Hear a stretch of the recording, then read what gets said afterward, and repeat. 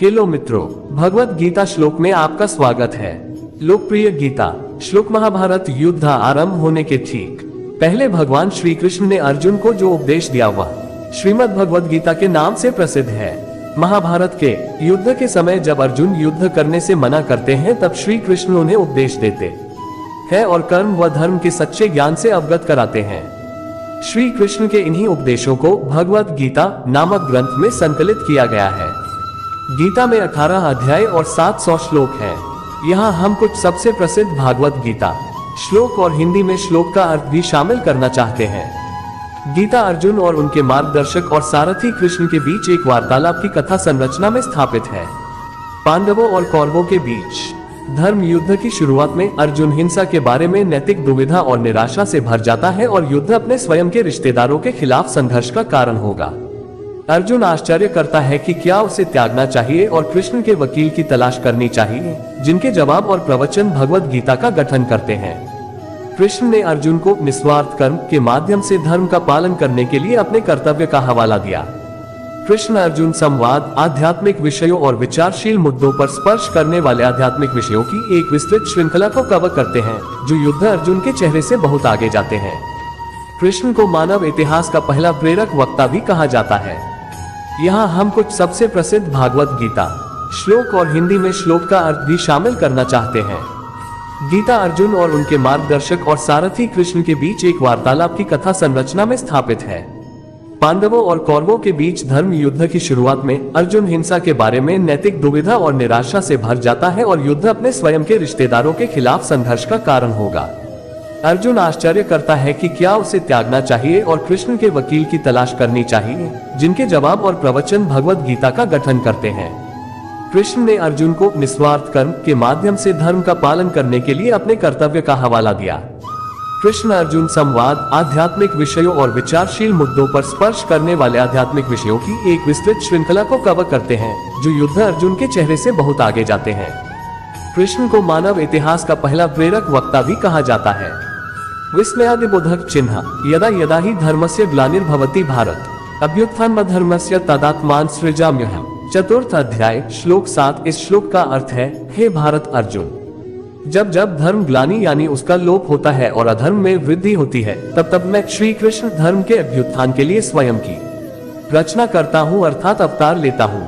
परित्राणाय साधूनाम विनाशाय च दुष्कृताम धर्म संस्थापनार्थाय संभवामि युगे युगे। चतुर्थ अध्याय श्लोक 8। इस श्लोक का अर्थ है, सज्जन पुरुषों के कल्याण के लिए और दुष्कर्मियों के विनाश के लिए और धर्म की स्थापना के लिए मैं श्री कृष्ण युगों युगों से प्रत्येक युग में जन्म लेता आया हूँ। यद्यदाचरति श्रेष्ठस्तत्तदेवेत्रोज्जात स यत्प्रमाण कुरुते लोकस्तदनुवर्ते। तृतीय अध्याय श्लोक 21। इस श्लोक का अर्थ है, श्रेष्ठ पुरुष जो आचरण यानी जो काम करते हैं, दूसरे मनुष्य आम इंसान भी वैसा ही आचरण वैसा ही काम करते हैं। वह श्रेष्ठ पुरुष जो प्रमाण या उदाहरण प्रस्तुत करता है, समस्त मानव समुदाय उसी का अनुसरण करने लग जाते हैं। नैन छिद्रंती शस्त्राणि नैन दहती पावक न चैन क्लेद्यन्त्यपो न शोषयति मारुत। द्वितीय अध्याय श्लोक 23। इस श्लोक का अर्थ है, आत्मा को न शस्त्र काट सकते हैं, न आग उसे जला सकती है, न पानी उसे भिगो सकता है, न हवा उसे सुखा सकती है। यहाँ भगवान श्री कृष्ण ने आत्मा के अजर अमर और शाश्वत होने की बात की है। अतो वह प्राप्यसि स्वर्गम जित्वा व भोक्ष्यसि महिम तस्मात् उत्तिष्ठ कौन्तेय युद्धाय कृत निश्चय। द्वितीय अध्याय श्लोक 37। इस श्लोक का अर्थ है, यदि तुम अर्जुन युद्ध में वीरगति को प्राप्त होते हो तो तुम्हें स्वर्ग मिलेगा और यदि विजयी होते हो तो धरती का सुख को भोगोगे। इसलिए उठो हे कौन्तेय अर्जुन और निश्चय करके युद्ध करो। यहाँ भगवान श्री कृष्ण ने वर्तमान कर्म के परिणाम की चर्चा की है। तात्पर्य ये कि वर्तमान कर्म से श्रेयस्कर और कुछ नहीं है। श्रद्धावान लभते ज्ञान तत्पर संयतेन्द्रिय ज्ञान लब्ध्वा परा शांतिमचिरेणाधिगच्छति। चतुर्थ अध्याय श्लोक 39। इस श्लोक का अर्थ है, श्रद्धा रखने वाले मनुष्य, अपनी इंद्रियों पर संयम रखने वाले मनुष्य साधन पारायण हो अपनी तत्परता से ज्ञान प्राप्त करते हैं। फिर ज्ञान मिल जाने पर जल्द ही परम शांति भगवत प्राप्ति रूप परम शांति को प्राप्त होते हैं।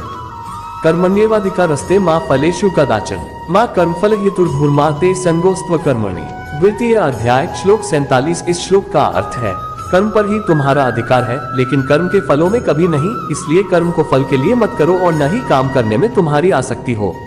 ये श्रीमद् भगवद गीता के सर्वाधिक महत्वपूर्ण श्लोकों में से एक है, जो कर्मयोग दर्शन का मूलाधार है।